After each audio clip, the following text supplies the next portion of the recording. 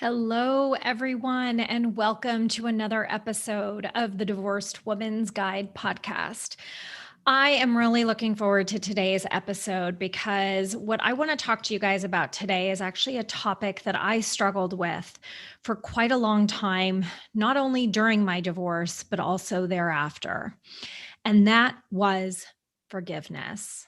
Well, rather, self forgiveness. And I was so incredibly stubborn and closed minded about it. In fact, so much so that I refused to even contemplate the idea, let alone speak the word from my mouth. Because to me, it meant letting him off the hook for what he did, for the choice that he made. And believe me, that was not going to happen. At least that's how I felt in that moment.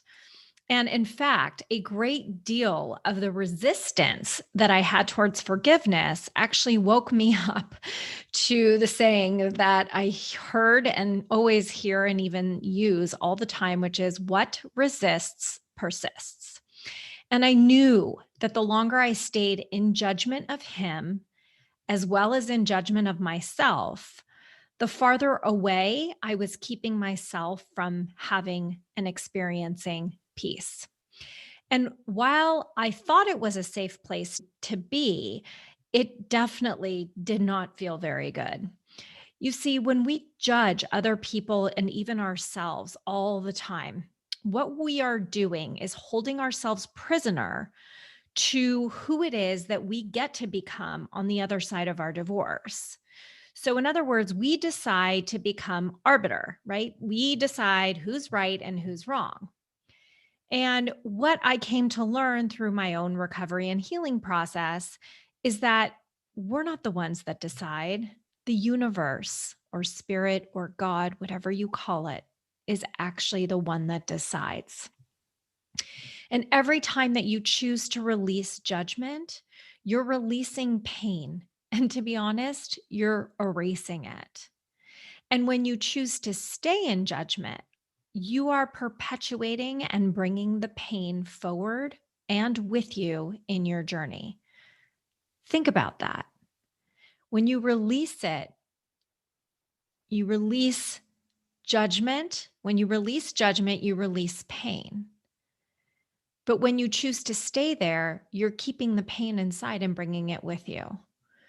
And that is why self forgiveness is such an incredibly important step in your divorce recovery and healing process. I ran across a quote that I really loved that I want to share with you guys, and it's by Mila Braun. And she says, in order to heal, we must forgive. And sometimes the person we must forgive is ourselves. We're often told to forgive others, to turn the other cheek, to be kind and merciful and virtuous to other people. But yet, why can't we do that for ourselves? It would seem we're conditioned to be harder on ourselves, not merciful. Would you agree? I know that I am, and how I take that to my own detriment so many times. But what I have come to understand, probably for the thousandth time, is that such a path is insanity. And that in order to live, in order to grow, in order to find joy, to be happy, to reach higher, we must learn forgiveness of ourselves. So I want to share with you something that I continuously told and tell myself. You, just as much as anyone else, are worthy of forgiveness. And not only that, you get to receive it from yourself. And that involves an interaction of moving into and experiencing love and compassion for yourself. We're so hard on ourselves and so incredibly unrealistic in our expectations and standards. I mean, how many of you guys say to yourselves, I'll never forgive myself for that when we fall short or make a mistake or we hurt somebody? That negative self talk doesn't help. It doesn't help at all. And if anything, not learning to forgive ourselves leaves a weight on top of our shoulders that continuously slows us down. It is what is keeping you stuck, trapping you in your past, and preventing you from moving forward as quickly as you would like. And moving forward is exactly what you must do.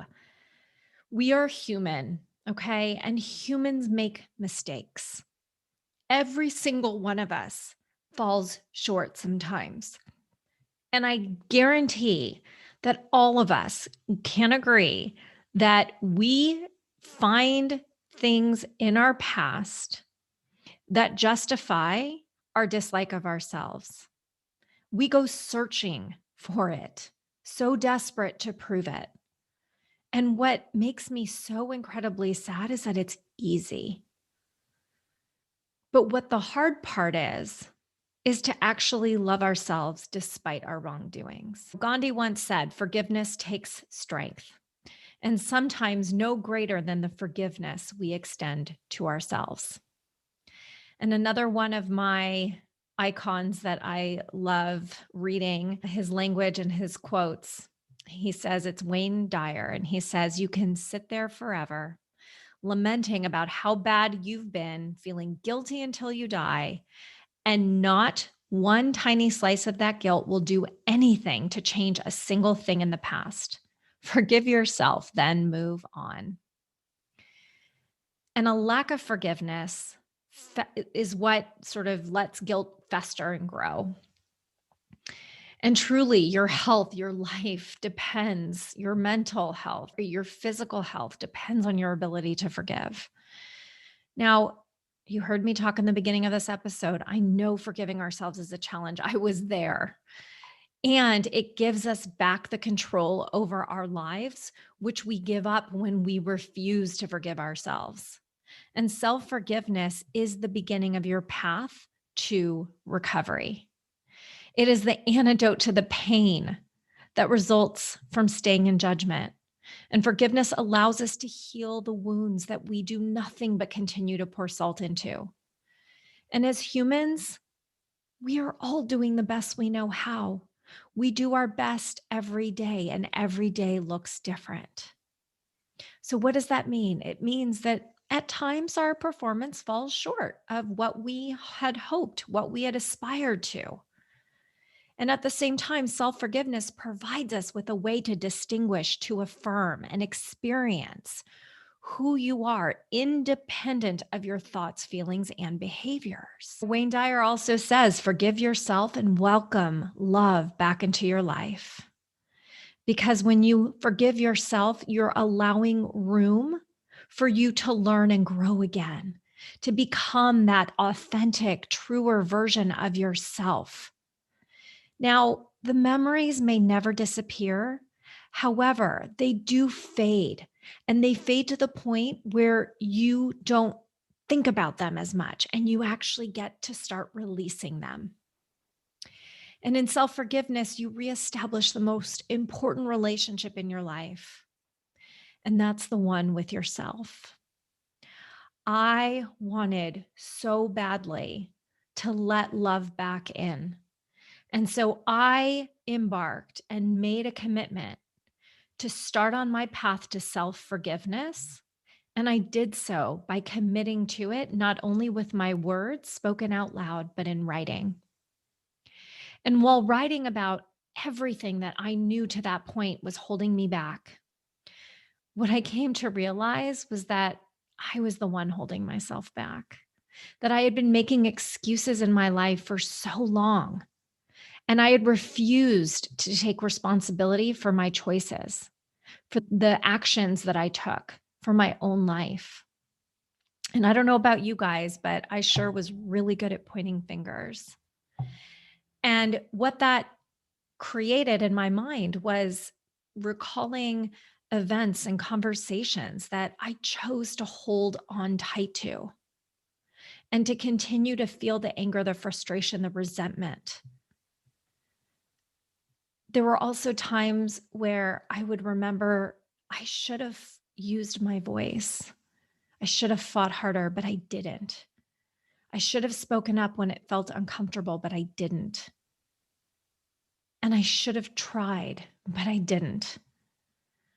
And the more I held on to these moments in my life, the more that they were stored in my memory bank and they came like raging out when I got angry.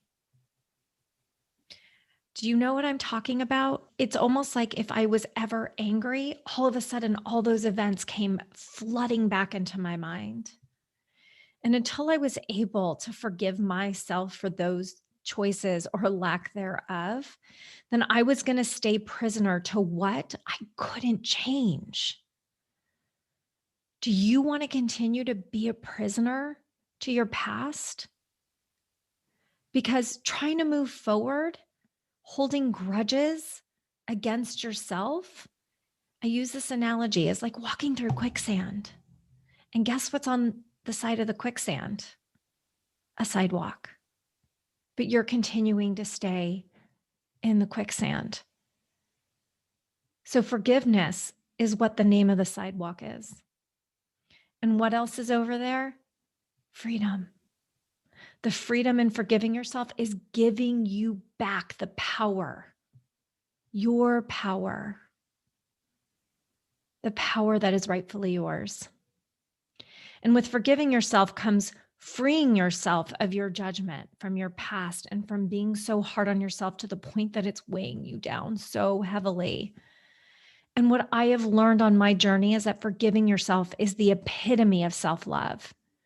And choosing to forgive does not insinuate weakness, nor does it mean that someone else is off the hook for something that happened or for a choice that was made. And it also doesn't mean that you tolerate behaviors. Forgiveness means that you've come to a place to take responsibility for actions and behaviors on your side of the fence. And that is your ticket to move forward. And I know you are so eager to do so. And at the same time, you can't change what happened in the past. So forgiving yourself means releasing the feelings and emotions associated with what went wrong. It means letting go of resentment. It means letting go of anger.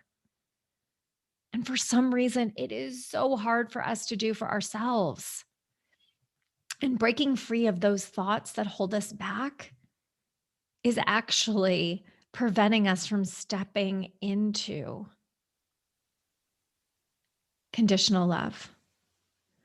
By not breaking free, by not forgiving yourself, you're not giving yourself love. You'll find that when you allow yourself to forgive, results will be different. I always say, what you think you create. So you'll find yourself moving forward in ways that you've not experienced before. And I just want to be clear that forgiveness isn't a destination, it's a journey. So it isn't something that happens overnight. Forgiveness does come with having to look at yourself in the mirror, looking at all of you in the mirror, the flaws, the ugly truths, all those icky things that you have allowed to stay dormant and never addressed. And I know that it's painful. Oh my God, it was so painful. I remember doing it for myself. And I have to tell you, it was so incredibly gratifying on the other end. And while my journey is not yours, there are ways to start forgiving yourself. And step number one is acknowledgement. It's acknowledging what happened, accepting responsibility for your actions, your choices, not theirs. Because when we do that, we show compassion for ourselves. And it also allows us to keep the past exactly where it lives. You don't have to make excuses or justify why you did it. You just face the facts and leave them there by taking responsibility and accepting your actions, decisions, and choices. One of the hardest things I had to do in this process was to look myself in the mirror and take responsibility for how I spoke to my now ex-husband, to take responsibility for having complete conversations in my head without him and then getting mad at him for the words I put in his mouth in the conversation in my head. I had to take responsibility for picking fights just to get attention because I didn't know any other way. And I could sit here and say to you that I'm a horrible person and how could I have done that? The facts are the facts. I did. And by saying them out loud, by admitting them, the guilt lessens so much. I am a good person and I made a mistake. I made a mistake and I learned from it, and I'm never going to make those same mistakes again. By forgiving myself, I am able to be proactive in how I choose to move forward, who I choose to show up as. And it also reduced my anxiety. It reduced my sadness. And I learned some really powerful lessons. And sometimes we're so quick to overlook the concept of forgiveness because we just automatically assume that forgiveness means that what the other person did was okay. And forgiveness is often defined as a deliberate decision to let go of feelings of anger, resentment, and retribution towards someone who you believe has wronged you. And self forgiveness isn't about letting yourself off the hook, nor is it a sign of weakness. And it doesn't suggest that you're condoning a behavior. It just means that you accept the behavior. You accept what happened and you're willing to move past it and move on with your life without ruminating over the past events that you cannot change anymore.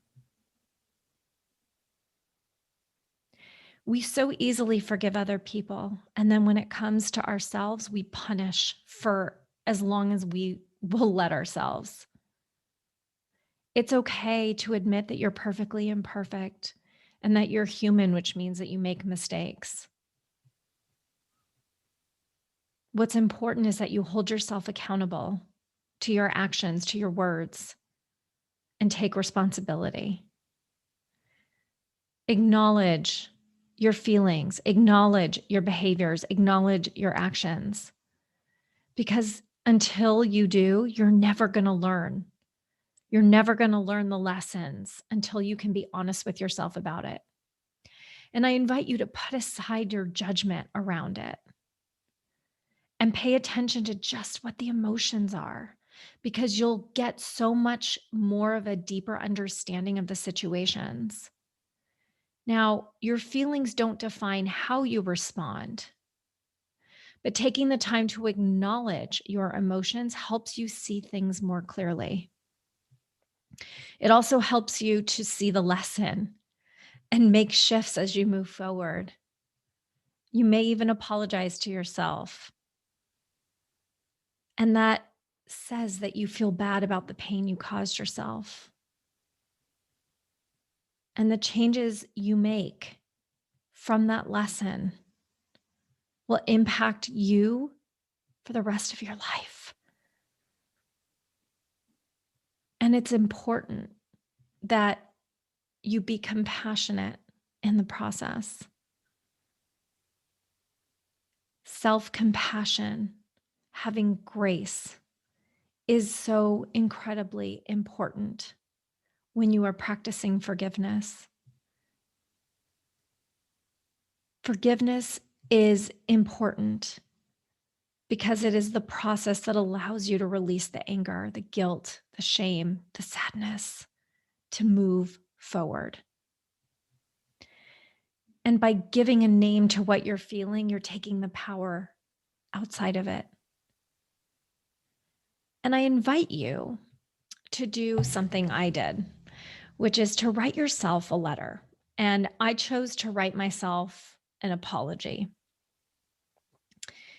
And I answered questions like, What did I need to forgive myself for? And how will doing so help me to learn, to grow, and to be a more wholehearted person who brings out the best in myself and those around me? And then my favorite question is, what will it cost me if I don't forgive myself? Have you ever thought about that? Have you ever asked yourself that question?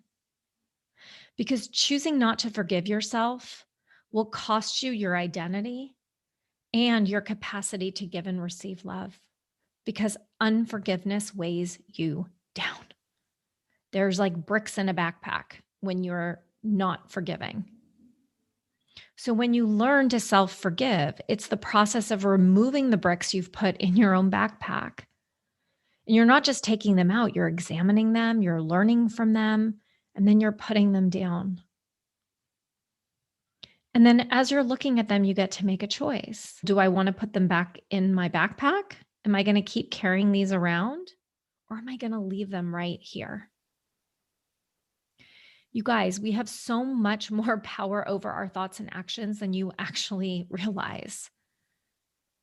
So if you're somebody listening to this who is continuously stuck in a twisted web of anger, shame, resentment, I hate to break it to you, but you're not just going to wake up one day and go, today's a good day to forgive myself. Trust me. And it's going to eat you up from the inside out until you make a conscious and committed decision to forgive yourself. And when you're ready, you get to say those words out loud. Make the choice. I forgive myself for blank. Own it. Be sad, be heartbroken, but accept the fact that you can't change the past. Stop shitting all over yourself. Stop obsessing over the what ifs. Don't excuse or make light of your behavior. It is what it is. And when it comes to grief, you get to sit in it, not bathe in it, but sit in it. And at some point, you get to make the choice that it's time to move on. And it's time to release the judgment, the condemnation, and instead be kind, be accepting, be patient, have grace, be generous, and do so without judgment. Now, forgiveness isn't a magic eraser for anything that you've done in your past, okay? But what forgiveness is forgiveness allows you to accept that that is where it stays and gives you the opportunity to move forward and not allow that to define you any further. You get to create new patterns for your future. So, if that's your choice, where do you get to go from here? My hope for each of you listening is that you become a person who treats others with outrageous kindness and compassion. And it starts with practicing on yourself. Because choosing self-forgiveness is I believe, is the most courageous act of transformation. And no one said it was going to be easy. But I sure know you're worth it. Because we're all in the process of becoming well and whole. And this work is best done in community because we get to lean on each other. And the longer that you choose to carry those bricks of your past mistakes, the more you are physically impairing your health, mentally weighing yourself down, and you are creating unintended side effects of unforgiveness. So, whatever it takes, please let today's podcast strongly encourage you to embark on your own journey of forgiveness. Your own self will appreciate it, and the universe will reward you. Thank you so much for tuning into today's episode. I hope you got a lot of value out of our conversation. I love hearing feedback from you guys. What did you like? What landed for you? What do you want me to go deeper into? I always listen and I take your feedback to heart. So please don't hesitate to send me a note at wendy@wendysterling.net. If something struck a chord and you're looking for support, you are welcome to set up a complimentary call with me, which is at contactwendy.com. Thank you so much for tuning in to today's episode. As always, sending you tons of love, light, and joy. Mwah. Bye, everybody.